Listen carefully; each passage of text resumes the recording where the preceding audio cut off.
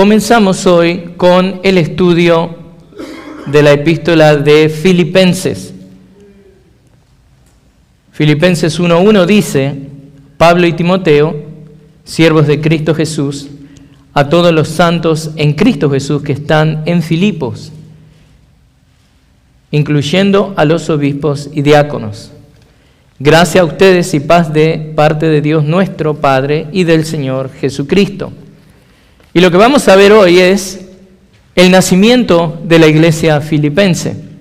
Y para eso le pido que abra su Biblia en el libro de Hechos. Vamos a ir al capítulo 16. Lo primero que veremos al embarcarnos en este estudio de Filipenses es cómo nace esta iglesia. Filipenses, esta iglesia en la ciudad de Filipos, es la primera iglesia fundada en Europa.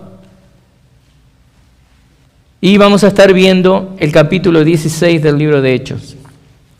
Así que vamos ahí.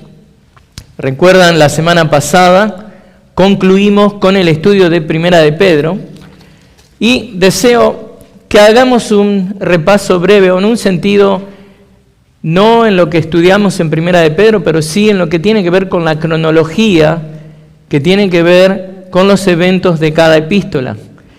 Esta iglesia de Filipos es fundada durante el segundo viaje misionero del apóstol Pablo, que toma lugar aproximadamente en los años 50, 52 o 49, también puede ponerlo.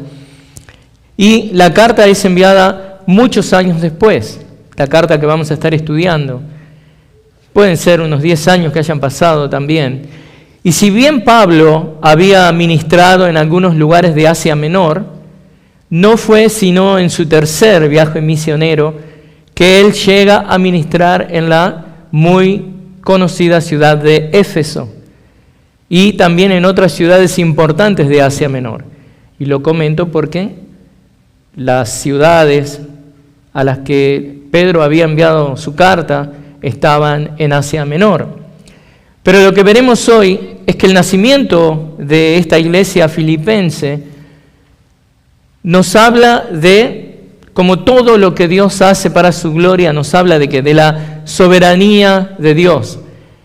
Y en este caso, la soberanía de Dios demostrada a través de su poder.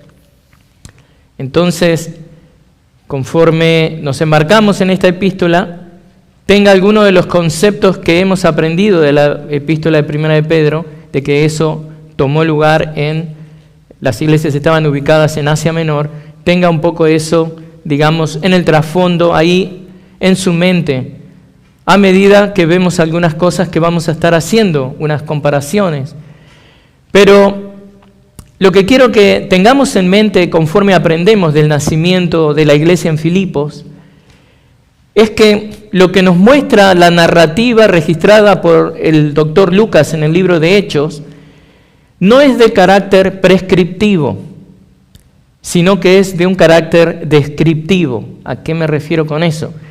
Lucas nos narra lo que sucedió proporcionando un relato histórico sin necesariamente prescribirnos o instruirnos a seguir un patrón de comportamiento en particular. O sea, es una descripción de los eventos.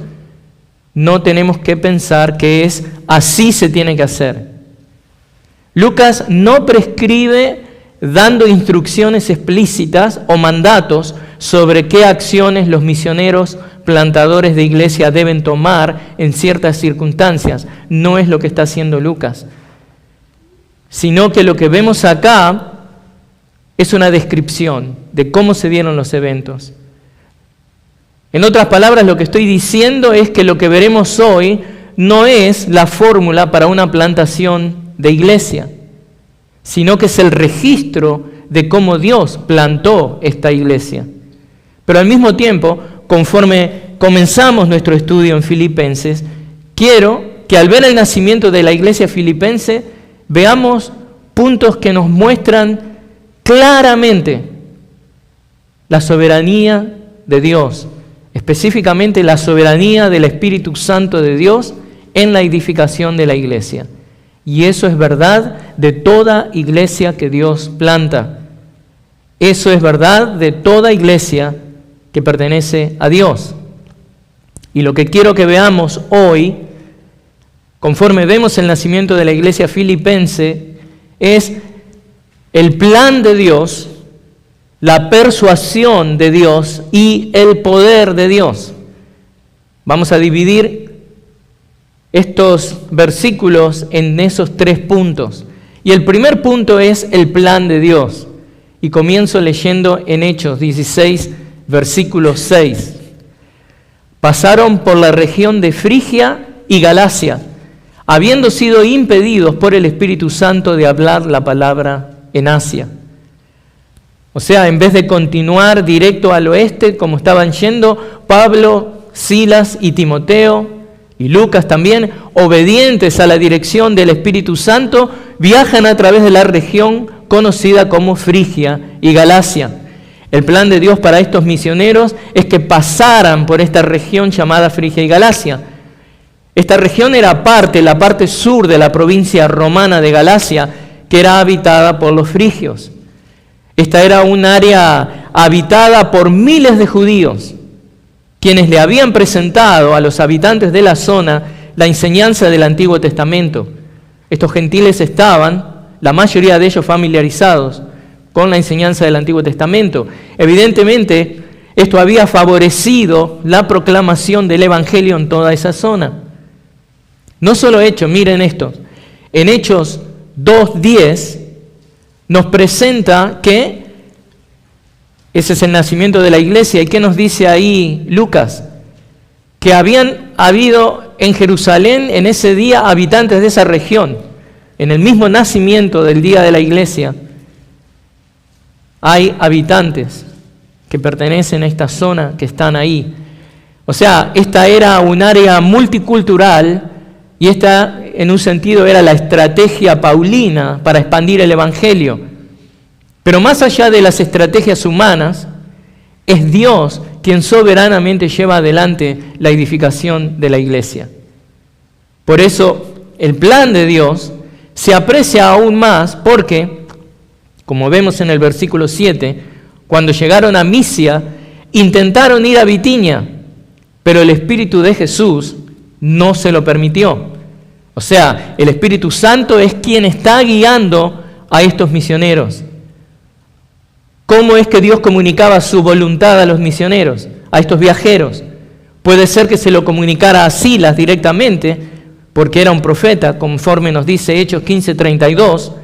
Tal vez él estaba recibiendo las directivas del Espíritu Santo, o tal vez Pablo mismo estaba recibiendo esas directivas. Pero la realidad es que en este caso, el Espíritu Santo, conforme escribe la Escritura, decide no revelar la manera en la que Él está revelando estos planes. Y simplemente estos viajantes, estos viajeros, son impedidos a través de contratiempos naturales que revelan la providencia de Dios y les hace saber de que Dios no quiere que pasen para un determinado lugar. Esa es la experiencia común de cada cristiano del siglo XXI. Nosotros, cristianos del siglo XXI, ¿qué es lo que hacemos para buscar la dirección de Dios? Lo buscamos su guía en la oración. Luego Dios nos va a guiar providencialmente, abriendo y cerrando puertas, conforme sea la voluntad divina, contestando oraciones afirmativamente o negativamente. Mientras el cristiano tiene el deber de procesar todos los eventos de su vida aplicando principios bíblicos, procesando todo lo que está pasando con él en su vida a través de los principios bíblicos que está aprendiendo de la instrucción de la palabra de Dios. Pero el punto es que el Espíritu de Jesús, como dice acá la narrativa de Hechos, que no es otro que el Espíritu Santo, continuando la obra del Cristo resucitado, lleva a estos hombres, o sea, de la dirección norte, los lleva hacia el norte y en un momento se encuentran en la frontera de un lugar llamado Misia.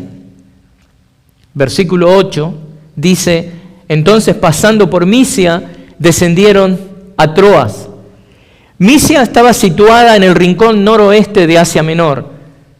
Usted va a notar que esta predicación de hoy tiene mucho de geografía. Si usted tiene una Biblia ahí, que la mayoría de las Biblias tienen mapas, puede abrirlo ahí y tratar de guiarse. Pero esta región, Misia, situada en el rincón noroeste de Asia Menor, es desde allí que tratan de ir hacia el norte, para arribar ¿a dónde? A Bitinia. Pero nuevamente el Espíritu les impide ir allí. ¿Qué es lo que vemos? El plan de Dios. El Espíritu Santo es el que está en control. Bitinia, hermanos, es una de esas ciudades a la que el apóstol Pedro les escribe. Por eso les decía, en la carta que estudiamos, primera de Pedro, es una de estas zonas que Pedro escribe, Bitinia, ciudad que con el tiempo iba a jugar un rol importantísimo en la historia de la iglesia, al punto que fue la ciudad donde se celebrara el tan importante primer concilio de Nicea en el año 325 después de Cristo. Un concilio muy importante porque se estaba tratando acerca de la Trinidad, acerca de la persona de Cristo. Hubo otro concilio ahí en Bitinia, el cuarto concilio general de Calcedonia, pero sobre todo en el primer concilio de Nicea fue clave para defender la doctrina de la Trinidad. O sea, en los planes de Dios, en estos momentos que, ellos tratan de establecer un ministerio ahí, no es el tiempo que el Espíritu Santo determina para hacerlo. Pero luego en los planes divinos, esa ciudad iba a ser alcanzada, e iba a ser una ciudad muy importante. Pero para el momento en el que Pablo y su equipo misionero tratan de ir ahí, ¿qué es lo que pasa? El Espíritu Santo los guía y los lleva a Troas, una ciudad portuaria en el mar Egeo. Y miren esto, tipo una trivia cristiana, la ciudad de Troas, esta ciudad quedaba solamente a 10 millas de una ciudad muy conocida, la antigua ciudad de Troya, de donde sale lo del caballo de Troya. Es muy famosa esa ciudad. Y Troas quedaba a 10 millas de ahí nada más. Entonces, el Espíritu Santo les indica que vayan a esta ciudad, a Troas, que era una colonia romana. Porque esta ciudad servía de puerto, como una entrada a Europa, o de Europa a lo que es Asia Menor. Servía de punto de partida hacia esta zona que se llama Macedonia. El plan de Dios es que estos misioneros dejaran los territorios elevados de Misia y en un sentido descendieran hacia el mar, hacia el nivel del mar. O sea, pasaron esta ciudad, Misia, sin proclamar el Evangelio, porque el Espíritu Santo les dijo que fueran hacia el oeste, hacia Troas, y no hacia el este, en dirección a Bitinia. Pero queda registrado en la palabra que Pablo regresaría a esta ciudad, a Troas, a predicar el Evangelio. Y esto lo registra Hechos 20, del 5 al 6, 2 de Corintios 2:12, 2 de Timoteo 4:13. El punto, hermanos, que les estoy mostrando, que en el nacimiento de la iglesia filipense se ve el plan de Dios. Dios cerrando puertas para que estos misioneros no se quedaran en algunos lugares, no fueran a algunos lugares, porque los está dirigiendo específicamente a un lugar. En su soberanía, Dios es el que planea, pero también el que persuade. Y es lo que quiero mostrarles en mi segundo punto, la persuasión de Dios. En el versículo 9, Lucas nos escribe que por la noche se le mostró a Pablo una visión. Un hombre de Macedonia estaba de pie, suplicándole: pasa a Macedonia y ayúdanos. Cuando tuvo la visión, enseguida procuramos ir a Macedonia, persuadidos de que Dios nos había llamado para anunciarles el Evangelio. Lo que vemos aquí es que el cristiano debe obedecer. Aunque no sepamos, no entendamos qué es lo que Dios está haciendo en ese momento particular de nuestras vidas, debemos obedecer. Y es lo que este grupo hace. El cristiano debe obedecer y Dios paso a paso, va a ir revelando cuál es su voluntad. Así como fue verdad de este grupo, es verdad para cada uno de nosotros hoy en el siglo XXI, y no necesariamente porque nos va a enviar a plantar una iglesia. Es una realidad de nuestra vida espiritual. Nos manejamos con principios bíblicos, tomamos decisiones para glorificar a Dios, y a veces nos toca esperar hasta entender, de ver cómo Dios providencialmente se está moviendo en nuestras vidas, de que, bueno, Dios cerró esta puerta, Dios cerró la otra, avanzamos hacia ahí. Y buscamos siempre ¿qué? La obediencia a Dios. Y Dios nos va guiando, hasta que cuando llegamos a un lugar específico en nuestra vida, miramos para atrás y nos damos cuenta que la mano de Dios nos ha llevado todo ese tiempo. ¿Qué requiere del cristiano? Obediencia, paciencia, compromiso. Entonces, no estoy diciendo que Dios le va a hablar en sueños y visiones a usted. Ahora tenemos la Biblia, la revelación más segura, dice 2 de Pedro 1:3. Usted no tiene que esperar un sueño, usted no tiene que esperar una visión, usted tiene que abrir su Biblia, leer, aprender los principios bíblicos que ese pasaje le está enseñando. Por eso es importante asistir a la iglesia para aprender también y escuchar la palabra de Dios predicada, para que su mente se vaya informando. Y cuando le toca tomar decisiones, usted toma decisiones sólidas, apoyadas en la palabra de Dios, sin tener que confiar en el corazón engañoso, en la mente engañosa que va a soñar cosas que lo van a mandar al lugar incorrecto. A nosotros Dios nos guía conforme tomamos decisiones informadas con la palabra de Dios, conforme le permitimos al Espíritu que nos guíe a través de la palabra. Pero en el caso de Pablo, Timoteo y Silas y Lucas y los demás colaboradores que estaban ahí, después que el Espíritu les bloqueara la ida a Asia, la ida a Bitinia, ahora una vez que llegan a donde Dios los quería, entonces les revela qué es lo que deben hacer. Así fue verdad también del nacimiento de la iglesia en Pentecostés, donde sea que hablemos de la iglesia establecida en la ciudad que usted quiera pensar, de la iglesia que usted hable y piense y se le venga a la mente, siempre es así como pasa. Es Dios, el Espíritu Santo, en acción, tomando decisiones soberanas. El Espíritu Santo es el que está en control y Él nos brinda la información conforme sea necesario. Nuestro deber es obedecer los principios bíblicos que se nos han enseñado. Entonces vemos acá, en la noche, a Pablo se le muestra una visión, algo que Pedro y otros habían experimentado también. En la visión paulina, que nos narra Hechos 16, ni Jesús ni un ángel le aparecen. Le aparece un hombre que se identifica como un macedonio. Así que este hombre lo llama y le pide ayuda. Pasa a Macedonia y ayúdanos.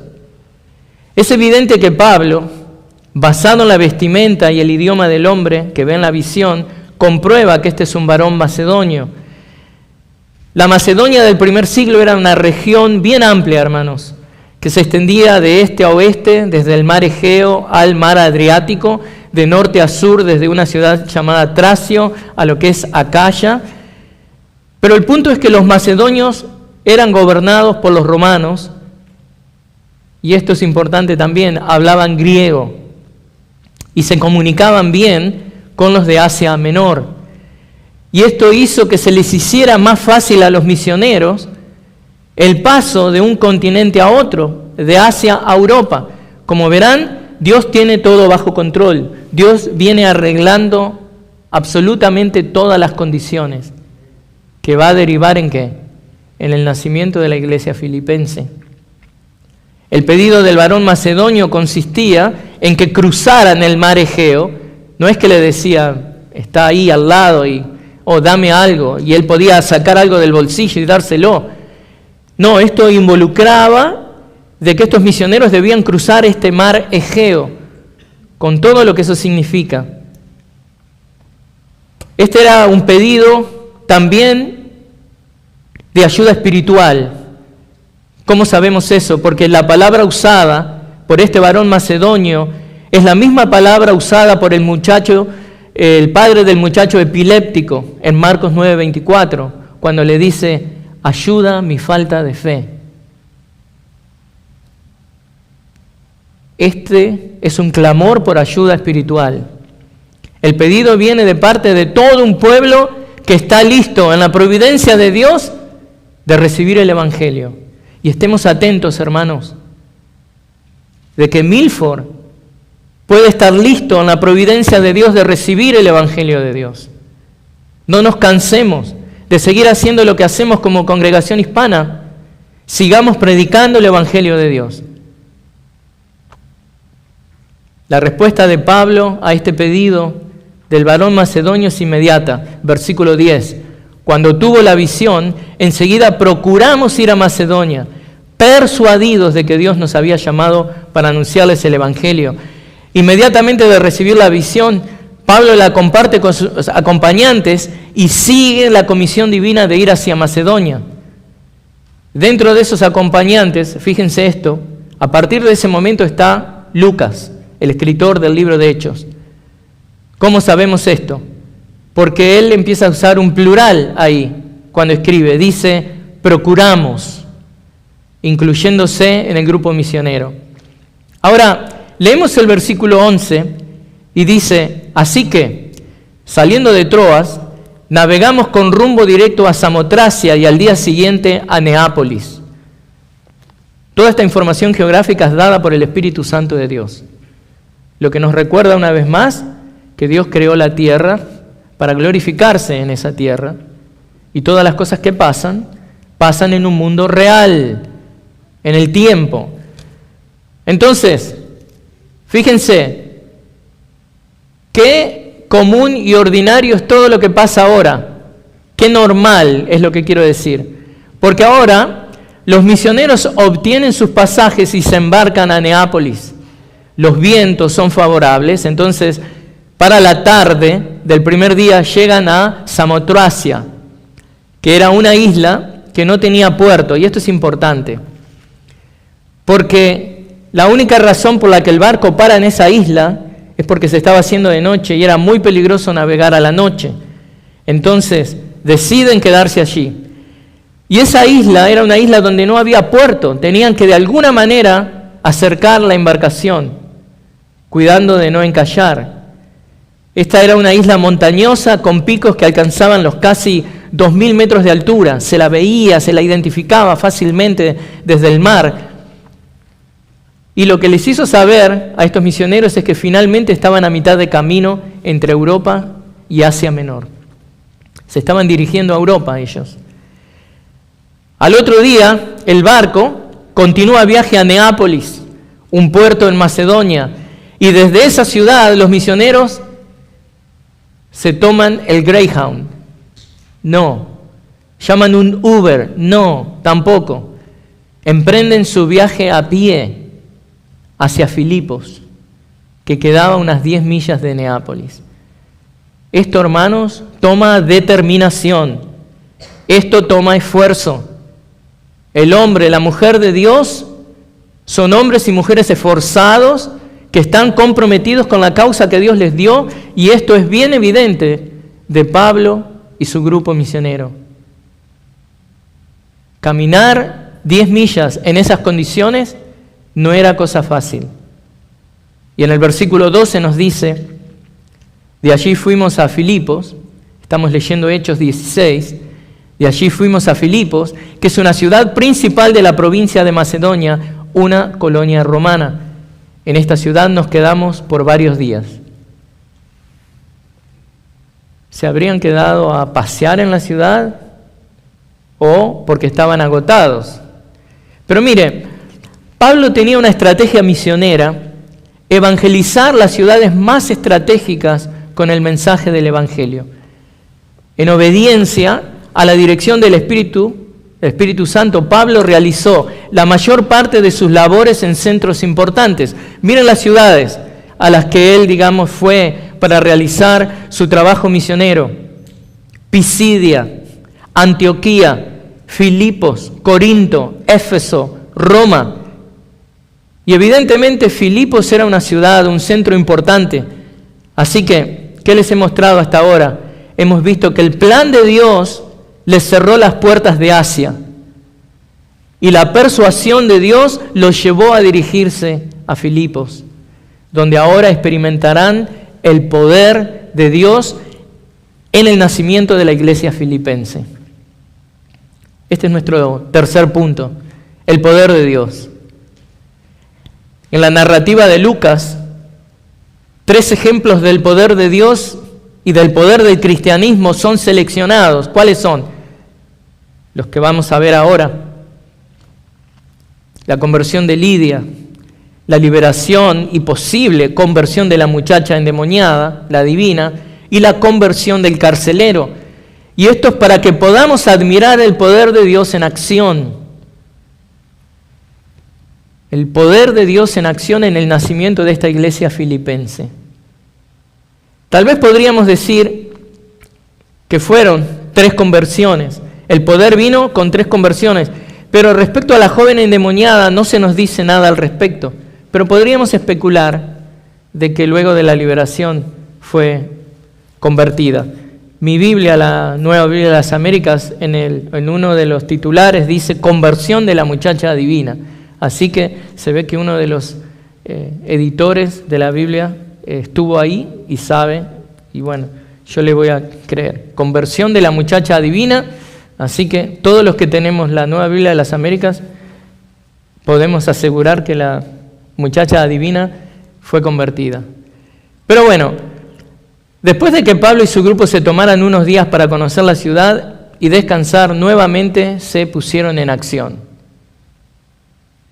Habrían estado agotados, pero ahora están en acción.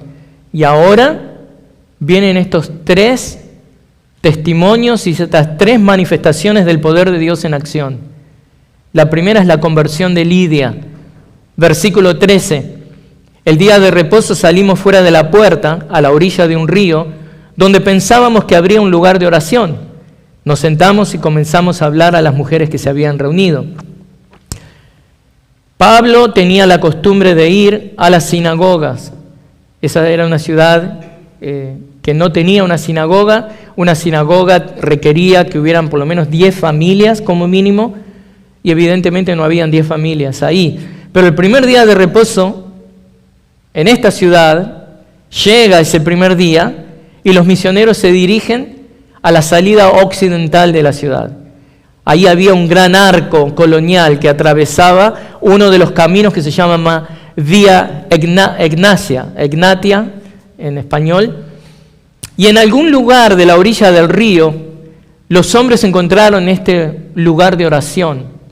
No había una sinagoga, pero la palabra para lugar de oración en el original puede referirse también a una sinagoga, pero se sabe que ahí no había una sinagoga oficial, por lo que les dije, de que no había suficientes familias judías ahí. Pero en ese momento que Pablo llega ahí, lo que encuentra es que no hay hombres liderando esa reunión donde había lectura bíblica, donde había oración, y estaban estas mujeres. Pero Pablo comienza a compartir el Evangelio. Versículo 14, y estaba escuchando cierta mujer llamada Lidia, de la ciudad de Tiatira, vendedora de telas de púrpura, que adoraba a Dios, y el Señor abrió su corazón para que recibiera lo que Pablo decía. Aquí nuevamente vemos que la soberanía de Dios, el Espíritu Santo abriendo el entendimiento de esta empresaria gentil y convirtiéndola en la primera cristiana de una iglesia europea. Así que si usted ha tenido esa pregunta también, hoy tuvimos 3 trivias. La primera iglesia en Europa, Filipos, la iglesia de Filipenses. La primera convertida, Lidia. Y lo que les comentaba de la ciudad de Troya, que estaba a 10 millas de la ciudad de Troas. Pero hablemos un poco de Lidia. Lidia era de una ciudad llamada Tiatira, que hoy es una ciudad turca que se llama Akhisar, que es de un lugar, de una provincia que se llama Lidia también.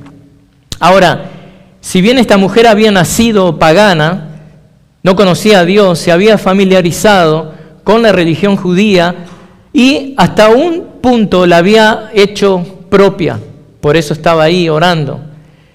Obviamente que esto era mucho mejor que los ritos paganos a los que ella hubiera estado sometida si se hubiera quedado y hubiera permanecido en la iglesia, en la religión falsa que estaba, donde estaba llena de inmoralidad grosera. Eso era verdaderamente algo que era muy ofensivo a Dios. Pero probablemente esta mujer había escuchado en algún momento de la religión judía y su corazón vio y empezó a aprender de la verdad que había en las Escrituras, en el Antiguo Testamento. Ahora, respecto a su profesión, también lo que queda claro es que ella habría continuado la profesión de su marido. Para el momento de que ella está ahí, evidentemente el marido había muerto. Lidia era una importante importadora de púrpura, era una mujer con dinero, algo que era, digamos, importar púrpura era muy común en la tierra de la que ella venía, donde afloraba esta venta de vestimentas de púrpura. Tales vestiduras eran extremadamente caras, eran muy costosas, dado que eran producidas por mariscos que, ¿saben cómo lo hacían? Tomaban un marisco y la garganta de cada marisco aportaba una gota nada más de esta tinta para que vean la cantidad que necesitaban, por eso era tan costoso. Ahora, producto de esta profesión o de tener esta empresa, es que Lidia era una persona pudiente, era rica en Filipos, por ejemplo, porque el negocio allí era próspero. Los romanos amaban este tipo de vestimentas. La ciudad también aparte era una ciudad romana, y los romanos amaban vestirse con ropas que tenían colores de realeza. Esta púrpura era usada para la confección de ese tipo de vestimentas, pero también alfombras, tapices, lo que hacía que el negocio de Lidia era algo muy próspero. Algo que muestra de que Dios justamente va a usar su vocación, lo que usted sabe hacer y en lo que Dios la prospera, y lo prospera ¿para qué? Para que usted bendiga la causa del Evangelio de Cristo. En el nacimiento de la iglesia de Filipenses se ve el Espíritu Santo de una manera, digamos, soberana, llamar a esta mujer que iba a ser clave en esta iglesia. Pero algo que queda claro también, hermanos, miren, Lidia, que había venido de Asia con sus tesoros terrenales, estaba a punto de descubrir tesoros espirituales en Europa. La conversión de Lidia es una muestra del poder de Dios y es un testimonio del nacimiento de la iglesia filipense. Esta mujer piadosa y bendecida económicamente por Dios tenía una espaciosa mansión en Filipos, al mejor estilo romano, que le permitía recibir a muchos invitados. Por eso leemos en el 15, cuando ella y su familia se bautizaron, nos rogó: si juzgan que soy fiel al Señor, vengan a mi casa y quédense en ella. Y nos persuadió a ir. Nunca en sus sueños más salvajes, como se dice, esta empresaria hubiera imaginado que iba a tener una cita con su Salvador esa mañana que iba a este lugar de oración. Ella debe haber caminado hacia la reunión de oración sin ningún tipo de expectativa, como cualquier día, pero tal como la mujer samaritana en Juan 4, tuvo un encuentro personal con su Salvador. En este caso, la mujer samaritana, un encuentro personal con Cristo. En el caso de Lidia, un encuentro personal con la transformación del Espíritu Santo que le hizo por fe aceptar a este Cristo. Esta mujer gentil escucha la predicación de Pablo y todos esos pasajes del Antiguo Testamento con los que ella estaba familiarizada fueron abiertos a ella. Ahora, con un entendimiento que era ayudado por el poder iluminador del Espíritu Santo de Dios, ella comprende que el Mesías de las Escrituras ya había llegado y era el Salvador del que Pablo estaba predicando con la presentación del Evangelio. Así que el nacimiento de la iglesia filipenses muestra este testimonio del poder de Dios en la salvación de Lidia y la salvación de toda su casa. Pero hay un segundo, ejemplo de este poder de Dios en acción, y es la liberación o conversión de la muchacha adivina. Pero, ¿qué podemos ver hasta ahora? Si llegamos y nos quedamos ahí en el punto de Lidia, vemos que en el ministerio, sobre todo en la evangelización y la predicación, el avance en lo que es la causa de Cristo se va a ver, con momentos de alegría, pero luego se ve una resistencia espiritual bien fuerte. Y este es el caso del segundo ejemplo del poder de Dios demostrado en el nacimiento de la iglesia filipense. El grupo misionero ya había impactado la ciudad. El nacimiento de una nueva iglesia era un bálsamo de aliento para Pablo y su grupo, pero así como cuando alguien enciende, la luz en el sótano que está oscuro y empiezan los roedores a correr para todos lados, las fuerzas de las tinieblas reaccionaron inmediatamente a la luz del Evangelio. Lucas narra, versículo 16, mientras íbamos al lugar de oración, nos salió al encuentro una muchacha esclava que tenía espíritu de adivinación, la cual daba grandes ganancias a sus amos, adivinando. Esta, siguiendo a Pablo y a nosotros, gritaba: estos hombres son siervos del Dios Altísimo, quienes les proclaman el camino de salvación. Esto lo hacía por muchos días, pero desagradando esto a Pablo, se volvió y dijo al espíritu: te ordeno en el nombre de Jesucristo que salgas de ella. Y el espíritu salió en aquel mismo momento. La descripción de la joven en el griego es que era una pitonisa. Y en la mitología griega la palabra pitón se refería a una serpiente o a un dragón que vivía al norte del Golfo de Corinto, y este dragón se dedicaba a cuidar el santuario del oráculo de Delfos, esta diosa que hablaba. Entonces de ahí es que se asocia, la palabra, y se pasa a identificar esta palabra con aquellos que practicaban lo que es la adivinación. Es más, a los ventrílocuos se los llamaban también pitonisas, y algunos creen que esta chica podría haber sido un ventrílocuo. Pero bueno, el punto es que el significado aquí en Hechos es que esta chica estaba poseída por un espíritu de adivinación, a lo que Pablo reaccionó justificadamente. Esto es como en el caso de Cristo, cuando no quiso publicidad de parte del espíritu inmundo, que le dijo: ¿qué tienes tú que ver conmigo, Jesús, Hijo del Dios Altísimo? Eso lo vemos en Lucas 8:28. Y el Señor inmediatamente hizo callar a ese demonio. Y Pablo, de la misma manera, no quiso la publicidad de una chica endemoniada. Y esto nos debe ayudar, hermanos, a entender por qué nuestra confesión de fe debe coincidir con nuestro estilo de vida.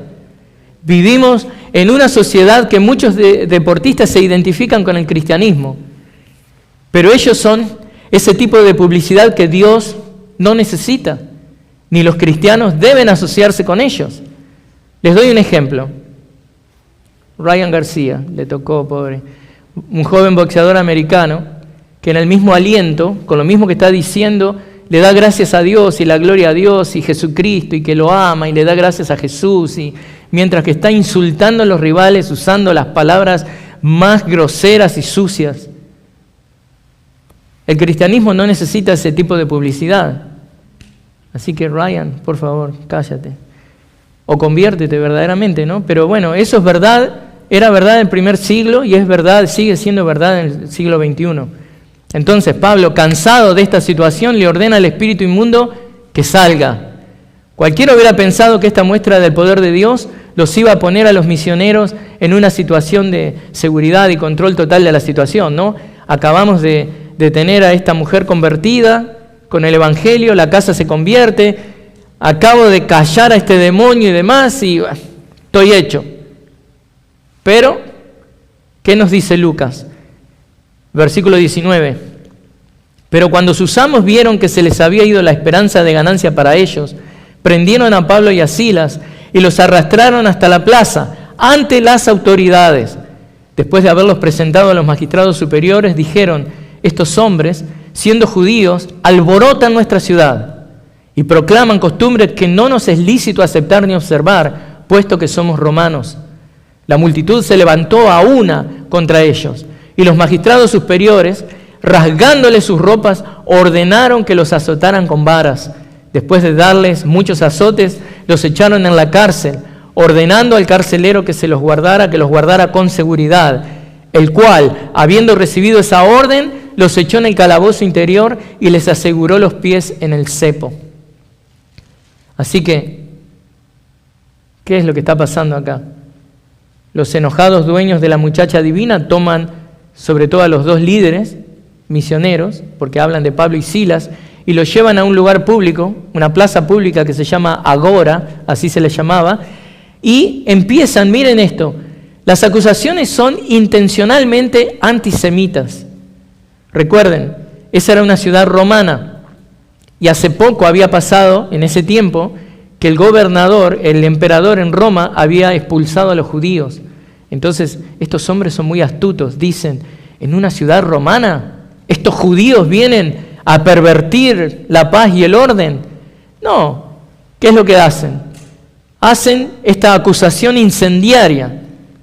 Entonces, estos hombres, siendo judíos, dicen: alborotan nuestra ciudad y proclaman costumbre que no nos es lícito aceptar ni observar, puesto que somos romanos. Y los magistrados superiores hacen castigar a Pablo y a Silas de una manera horrendamente dolorosa. Por eso digo, hermanos, esta iglesia nace con todo esto: azotes, flagelación, que podían en algunos casos matar a una persona. Pero las cosas se ponen aún peor para Pablo y Silas, porque luego fueron llevados a la cárcel, son encadenados. El guarda, una vez recibida la orden, los arroja al calabozo interior. Y hermanos, era un lugar, era literalmente un agujero mojoso, lleno de moho, donde los pies de Pablo y Silas eran ahora encerrados y puestos con cepos, separados uno de otro. Esto era torturante, esto era doloroso. Sus muñecas estaban esposadas con grilletes, sujetas a cadenas que estaban atornilladas a las paredes. Pero increíblemente, ¿saben qué? Esto había sido providencialmente arreglado por Dios. Ay, pastor, ¿qué está diciendo? Dios me ama, Dios quiere lo mejor para mí, Dios quiere que yo esté feliz. Dios quiere que yo tenga siempre una sonrisa en mi rostro, que yo tenga un paycheck que es tan gordo que ya no sé qué hacer con el dinero, que tenga el auto del año, que tenga la troca del año, que mi familia se vaya de vacaciones 2, 3 veces al año. Eso es lo que Dios quiere para mí, soy un hijo del rey. Eso está avanzando el reino del hombre, verdaderamente. Y no digo que Dios no lo pueda bendecir así, pero el punto es que estos hombres de Dios, que están avanzando el reino de Cristo, se están enfrentando a huestes del mal y están siendo, castigados y torturados por esto. Entonces, hermanos, estos hombres no están enojados con Dios. Ellos saben que esto viene con el territorio de servir a Dios. Esto había sido providencialmente arreglado por Dios para manifestar su poder. Estas horrendas condiciones fueron preparadas por Dios para manifestar su poder en la salvación del carcelero. Y es la tercera muestra que vemos acá de poder, la conversión del carcelero. Versículo 25, como a medianoche, Pablo y Silas oraban y cantaban himnos a Dios y los presos los escuchaban. De repente se produjo un gran terremoto, de tal manera que los cimientos de la cárcel fueron sacudidos. Al instante se abrieron todas las puertas y las cadenas de todos se soltaron. Al despertar el carcelero y ver abiertas todas las puertas de la cárcel, sacó su espada y se iba a matar, creyendo que los prisioneros se habían escapado. Pero Pablo clamó a gran voz diciendo: no te hagas ningún mal, pues todos estamos aquí. Entonces él pidió luz y se precipitó adentro, y temblando se postró ante Pablo y Silas. Y después de sacarlos dijo: señores, ¿qué debo hacer para ser salvo? Ellos respondieron, cree en el Señor Jesús y serás salvo tú y toda tu casa. Y le hablaron la palabra del Señor a él y a todos los que estaban en su casa. El carcelero los tomó en aquella misma hora de la noche y les lavó las heridas y enseguida fue bautizado con todos los suyos. Fíjense que el carcelero y toda su familia que creyó fueron bautizados. No hubo curso de bautismo, no hubo espera, pero como les dije, este pasaje no es prescriptivo. No es que sí o sí lo tenemos que hacer así. Está describiendo algo. Pero yo les tengo que dar mi opinión personal, ¿ok? Es que cuando una persona confiesa a Cristo y se arrepiente de sus pecados, y ellos ahora en la casa de este carcelero creyeron en Cristo, se arrepintieron de sus pecados y fueron inmediatamente bautizados. Y luego que el carcelero siguió, digamos, ¿qué es lo que hace? ¿Cómo se... La información verdadera se ve en el versículo 34. Llevándolos a su hogar, les dio de comer y se regocijó grandemente por haber creído en Dios con todos los suyos. Cristo cambia, Cristo transforma las vidas. Y es lo que proclamamos desde este púlpito. Cristo cambia y transforma vidas. Ven a Cristo. La gracia de Dios manifestada en varias maneras, el poder de Dios manifestado en varias maneras. Los misioneros con las espaldas despedazadas, pero cantando al Señor en momentos de angustia, dolor físico, emocional, estrés espiritual. Podemos cantar salmos a Dios.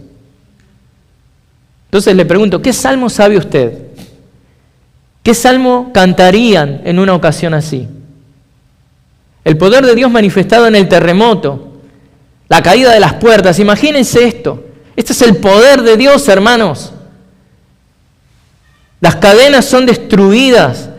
El poder de Dios en acción que hizo desaparecer todos los problemas, todas las condiciones adversas, todas las amenazas, todo de un plumazo. Obviamente el sueño del carcelero, como vimos en la narrativa de Hechos, en un momento es interrumpido. Y ahora póngase en su lugar, póngase en las sandalias de este carcelero. Su corazón saltaba de horror porque el pago de que esos hombres escaparan, ¿sabe qué iba a ser? Su propia vida. Él debía pagar con su propia vida e iba a ser para este carcelero una muerte humillante y pública, por lo que él decide quitarse su propia vida. Pero los hermosos pies de aquel que predica el Evangelio de Cristo hizo que, cuando este hombre se está por quitar la vida, llega el grito de salvación desde la misma prisión que este hombre estaba supuesto a guardar. Desde el mismo lugar que le iba a traer la condenación, llega la voz liberadora del Evangelio. Y el carcelero, todavía jadeando, trata de ver en la oscuridad, sus ojos se tratan de ajustar a la oscuridad y con horror ve que las puertas de la prisión abiertas, su mano se va hacia su espada. Estoy repitiendo nuevamente todo lo que pasó por la cabeza de este hombre con el único pensamiento de acabar con su vida, pero los gritos de Pablo lo detienen. No te hagas ningún mal, pues todos estamos aquí. Y el miedo del carcelero se había incrementado, créame. Se incrementó aún más cuando ve a este hombre saliendo de la oscuridad, libre, todo azotado, todo físicamente maltratado. Pero al ver eso y al escuchar el ruego de Pablo de que este hombre no se dañara, no se matara, este carcelero está temblando mucho más que lo que estaba temblando antes. Porque Dios estaba haciendo una obra poderosa a través de Pablo, a través de sus acompañantes. Y este carcelero había escuchado de la chica endemoniada, liberada milagrosamente, cambiada radicalmente.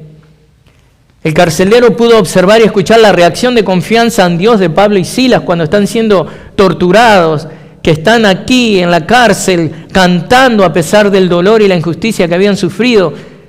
Tal vez este carcelero asocia este terremoto poderoso con que Dios estaba molesto y castigando a la ciudad por el maltrato que le habían dado a estos hombres.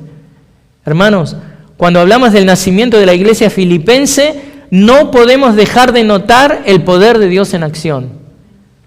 El poder de Dios en acción en la salvación de las almas, de Lidia, probablemente de la chica endemoniada. Me uno a la Nueva Biblia de las Américas, de que esa chica fue salva. La salvación de el carcelero, de toda la familia. Cree en el Señor Jesús y serás salvo tú y toda tu casa. Versículo 32, y le hablaron la palabra del Señor a él y a todos los que estaban en su casa. No fueron salvos porque papá fue salvo, no. La palabra fue predicada a todos y los que estaban en la casa creyeron. Y hermanos, esas siguen siendo las palabras para todo aquel que escucha el Evangelio.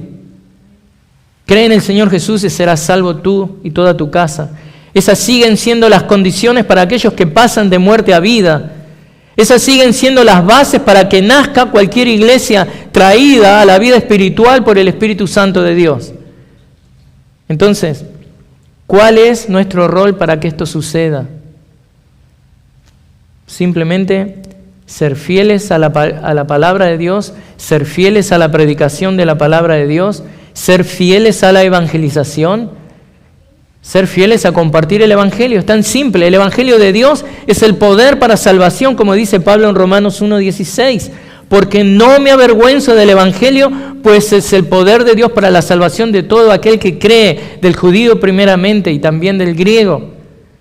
Pablo no solo proclamó el Evangelio con denuedo, sino que también abrogó, él abogó para que los derechos de los creyentes filipenses sean respetados en el futuro. No solamente está predicando el Evangelio, exponiendo su cuerpo al castigo, sino que luego que eso pasa, luego que el poder de Dios queda manifestado, él también se toma su tiempo de decir, necesito hacer algo más. Abogar delante de las autoridades para que estos nuevos cristianos de esta nueva iglesia no sufran injustamente en manos de estos, gobernantes. Miren cómo termina la historia. Versículo 35. Cuando se hizo de día, los magistrados superiores enviaron a sus oficiales diciendo, suelta a esos hombres. El carcelero comunicó a Pablo estas palabras diciendo, los magistrados superiores han dado orden de que les suelte, así que salgan ahora y vayan en paz. Pero Pablo les dijo, aunque somos ciudadanos romanos, nos han azotado públicamente sin hacernos juicio y nos han echado a la cárcel y ahora nos sueltan en secreto. De ninguna manera, que ellos mismos vengan a sacarnos. Hermanos, Pablo no hace esto por una cuestión de orgullo o por decir, ahora van a ver, me la van a pagar, yo soy un ciudadano romano también. No, nada de eso. Pablo está preocupado de que no quede un precedente que ponga en peligro a la naciente iglesia filipense. Esta actitud, como vemos, es la actitud protectora de un padre espiritual que ha dado a luz una iglesia que en los planes de Dios nació mostrando que el poder de Dios, la persuasión de Dios, los planes de Dios. Esto fue lo que llevó a Pablo a imponer esta condición a los magistrados superiores, que cuando escucharon las palabras de Pablo, ¿qué hicieron? Los oficiales informaron esto a los magistrados superiores, versículo 38, y al saber que eran ciudadanos romanos tuvieron temor. Entonces vinieron y les suplicaron y después de sacarlos, les rogaban que salieran de la ciudad. Y así nace la iglesia de Filipos. Fue un parto doloroso, pero marcado de alegría y gozo por el resultado final. Pablo y Silas, en un sentido, salen de la cárcel como esos padres orgullosos salen del hospital cargando a sus bebés en brazos. Se dirigen a sus casas a consolar a aquellos que se habían preocupado por el bebé y la madre. Lucas nos narra que, en el versículo 40, pasa esto: cuando salieron de la cárcel, fueron a casa de Lidia, y al ver a los hermanos, los consolaron y se fueron. Los que están con las espaldas rotas, los que están con hambre, todos sucios, llenos de escombros debido al terremoto, salen de la cárcel y van a la casa de Lidia a ver a los hermanos y a consolarlos. Eso también es una muestra del poder de Dios. Y luego se fueron. Ese es el cierre del capítulo 16, donde se narra el nacimiento de la iglesia filipense. Vamos a darle un final.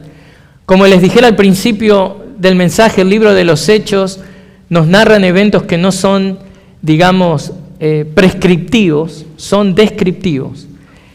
El nacimiento de la iglesia de Filipos fue el resultado de un conjunto específico de circunstancias que no se van a reproducir en el siglo XXI. Pero sí es algo claro que es la obra del Espíritu Santo en un contexto histórico concreto. Pero la obra del Espíritu Santo sigue en contextos distintos. No debemos esperar que un terremoto abra las puertas de la cárcel, pero podemos confiar en la soberanía de Dios y el poder de Dios que actúa de una manera sorprendente en cada caso. No necesitamos evangelizar junto al río, como el caso de Lidia, pero no debemos olvidar la importancia de la evangelización personal. Aunque les digo en un tono local, usted puede evangelizar acá a la vera del río, en Milford, o puede hacer discipulado en Riverlight. No me pagaron para que dijera eso, pero hay un lugar, hay un cafecito muy lindo al lado del río que usted puede ir, llevar a alguien para ser discipulado, tomarse un café, leer la palabra, estudiar un libro. Pero, hermanos, la conversión del carcelero nos enseña la capacidad de Dios para obrar en momentos inesperados. Pero no todas las iglesias van a experimentar este tipo de conversiones dramáticas.